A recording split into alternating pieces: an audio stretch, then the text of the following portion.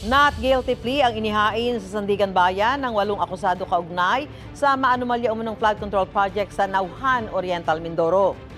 Sila ay sina DPWH Mimaropa Regional Director Gerald Pacanan, Assistant Regional Directors Jean Ryan Altea at Ruben Santos Jr., Construction Division Chief Dominic Serrano, Project Engineer Felizardo Casuno, Quality Assurance and Hydrology Division OIC Chief Dennis Abagon, Planning and Design Division OIC Chief Montrexis Tamayo at Bidding and Awards Committee Accountant Lerma Caico.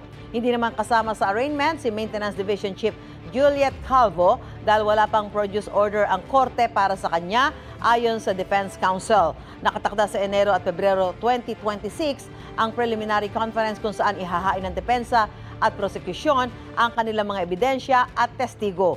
Bukod sa kasong graft, nahaharap din ang mga akusado sa kasong malversation of public funds. Sa December 2 naman sila babasahan ng sakdal para dyan.